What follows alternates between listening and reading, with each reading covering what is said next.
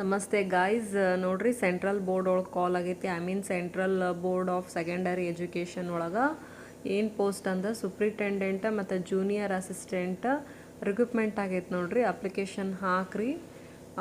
270 post ಅದಾವ.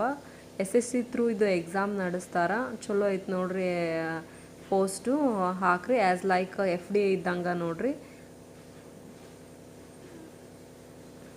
ನಾನು ಏನೇನು ಕ್ವಾಲಿಫಿಕೇಷನ್ ಬೇಕು ಅನ್ನೋದು ತಿಳಿಸ್ಕೊಂತ ಹೋಗ್ತೀನಿ ನೋಡ್ರಿ. ಅಪ್ಲಿಕೇಶನ್ ಆಲ್ರೆಡಿ ಸ್ಟಾರ್ಟ್ ಆಗೈತೆ ರೀ.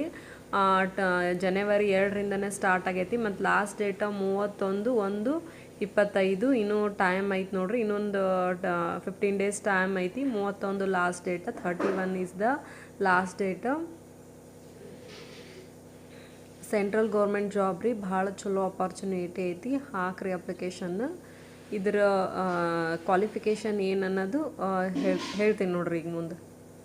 EWS ಇದ್ದವ್ರಿಗಂತೂ ಭಾರಿ ಅಪಾರ್ಚುನಿಟಿ ಐತಿ. ಅಪ್ಲಿಕೇಶನ್ ಹಾಕ್ರಿ.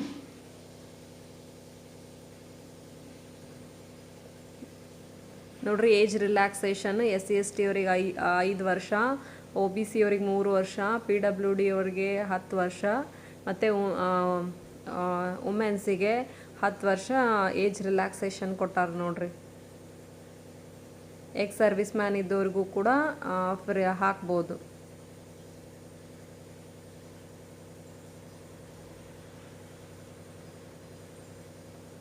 ನೋಡ್ರಿ, ಎಜುಕೇಷನ್ ಕ್ವಾಲಿಫಿಕೇಷನ್ ಬಂದುಬಿಟ್ಟು ಸೂಪ್ರಿಟೆಂಡೆಂಟ್ ಒಳಗೆ bachelors degree, any degree, bachelors ಯಾವುದೇ ಡಿಗ್ರಿ, ಆರ್ಟ್ಸ್, ಕಾಮರ್ಸ್, ಸೈನ್ಸ್ ಯಾವುದಾಗಿದ್ದರೂ ಅಪ್ಲಿಕೇಶನ್ ಹಾಕ್ಬೋದು ನೋಡ್ರಿ. ಮತ್ತು ಸ್ವಲ್ಪ ಕಂಪ್ಯೂಟರ್ ನಾಲೆಜ್ ಬೇಸಿಕ್ ಆಗಿದ್ದವರು ಹಾಕ್ಬೋದು.